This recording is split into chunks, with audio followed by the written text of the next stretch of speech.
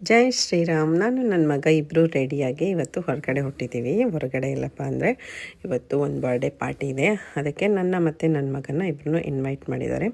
ಅದಕ್ಕಾಗಿ ನಮ್ಮ ಮನೆಯವ್ರನ್ನ ಮನೆಯಲ್ಲೇ ಬಿಟ್ಟು ನಾನು ನನ್ನ ಮಗ ಇಬ್ಬರು ಬರ್ಡೇ ಪಾರ್ಟಿಗೆ ಬಂದಿದ್ದೀವಿ. ಮಕ್ಕಳು ನೋಡಿ ಹೆಂಗೆ ಡ್ಯಾನ್ಸ್ ಮಾಡ್ತಿದ್ದಾರೆ. ಆ್ಯಕ್ಚುಲಿ ಸಿಕ್ಕಾಪಟ್ಟೆ ಎಂಜಾಯ್ ಮಾಡ್ತಾಯಿದ್ರು, ಡ್ಯಾನ್ಸ್ ಮಾಡ್ತಾಯಿದ್ರು, ಫೈಟ್ ಮಾಡ್ತಾಯಿದ್ರು, ಏನು ಮಾಡ್ತಾಯಿದ್ರು, ಎದ್ದು ಬಿದ್ದು ಕುಣಿದಾಡ್ತಿದ್ವು. ಬಲೂನ್ ಸಿಕ್ತು ಅಂತ ಆಡೋಕ್ಕೆ ಶುರು ಮಾಡಿದ್ವು.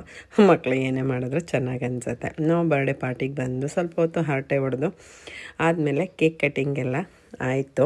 ಕೇಕ್ ಕಟ್ಟಿಂಗ್ ಎಲ್ಲ ಮುಗಿದ್ಮೇಲೆ ನಾವು ಸ್ವಲ್ಪ ಹೊತ್ತು ಕೂತಿದ್ವು. ಆ್ಯಕ್ಚುಲಿ ಸ್ನ್ಯಾಕ್ಸ್ ಎಲ್ಲ ಅರೇಂಜ್ ಮಾಡಿದರು, ಆದರೆ ನಾವೇನು ತಿನ್ನೋಕ್ಕೆ ಹೋಗಲಿಲ್ಲ. ಯಾಕೆ ಅಂದರೆ ಬರ್ಡೇ ಪಾರ್ಟಿಯಿಂದ ಹೋಗಿ ನಾವು ಮತ್ತೆ ಹೊರಗಡೆ ಊಟಕ್ಕೆ ಹೋಗಬೇಕಿತ್ತು. ಊಟಕ್ಕೆ ಅಂದರೆ ಹೊರಗಡೆ ಹೋಟೆಲ್ಗೆ ಅಂತ ಏನಲ್ಲ. ಸೊ ಮನೆಗೆ ಬಂದು ರೆಡಿಯಾಗಿ ಮತ್ತು ಚಳಿ ಇರೋದ್ರಿಂದ ಸ್ವೆಟ್ರೆಲ್ಲ ಹಾಕ್ಕೊಂಡು ಮತ್ತು ಊಟಕ್ಕೆ ಇನ್ವೈಟ್ ಮಾಡಿದ್ರಲ್ಲ ಅವ್ರ ಮನೆಗೆ ಬಂದ್ವು. ಮಕ್ಕಳು ನೋಡಿ ಚಳಿಗೆ ಹೆಂಗೆ ರಜಾಯಿ ಒಳಗಡೆ ಸೇರ್ಕೊಂಡವೆ. ಅವರು ಕಡುಬು ಮಾಡ್ತಾಯಿದ್ರು ಅಂತೇಳಿ ನಾನು ಮಾಡೋಣ ಅಂತ ಟ್ರೈ ಮಾಡಿದೆ, ಆದರೆ ಬರಲಿಲ್ಲ. ಅವ್ರ ಥರ ಮಾಡೋಕ್ಕಾಗಲಿಲ್ಲ. ಆ್ಯಕ್ಚುಲಿ ಅವ್ರು ತುಂಬ ಅಂದರೆ ತುಂಬ ವೆರೈಟಿ ಅಡುಗೆ ಮಾಡಿದರು. ಕರ್ನಾಟಕದ ಊಟ ಅಂದರೆ ಎಲ್ರಿಗೂ ಗೊತ್ತೇ ಇರುತ್ತೆ ಏನಿರುತ್ತೆ ಅಂತ. ಅವ್ರ ಪಾಪ ನಮಗೋಸ್ಕರ ಹುಗ್ಗಿ, ಕಡುಬು, ಪಲ್ಯ, ಚಪಾತಿ, ಬಜ್ಜಿ, ಅನ್ನ ಏನೇನೋ ಮಾಡಿದ್ರಪ್ಪ. ಇನ್ನೂ ನಂಗೆ ಹೇಳೋಕ್ಕೆ ಗೊತ್ತಾಗ್ತಿಲ್ಲ. ಆ್ಯಕ್ಚುಲಿ ಊಟ ಅಂತೂ ಸಿಕ್ಕಾಪಟ್ಟೆ ಟೇಸ್ಟಿಯಾಗಿತ್ತು. ನನಗಂತೂ ಬಹಳ ಇಷ್ಟ.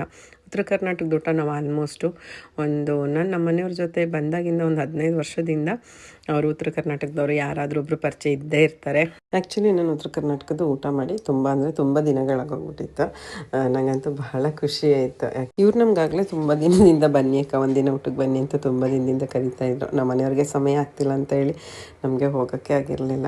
ಅವ್ರ ಮನೇಲಿ ಊಟ ಎಲ್ಲ ಮುಗಿಸ್ಕೊಂಡು ಸುಮಾರು ಟೈಮ್ ಆಗೋಯ್ತು. ಕೂತಿದ್ದು ಮಾತಾಡ್ಕೊಂಡು ಬರೋ ಅಷ್ಟರಲ್ಲಿ ನಮ್ಮ ಪರಿಚಯ ಸ್ನೇಹ ಆಗಿ ನಮ್ಮ ಸ್ನೇಹ ಹೀಗೆ ತುಂಬ ವರ್ಷಗಳವರೆಗೂ ಹೀಗೆ ಇರಲಿ ಅಂತ ನಾನು ಕೇಳ್ಕೊತೀನಿ. Thank you all.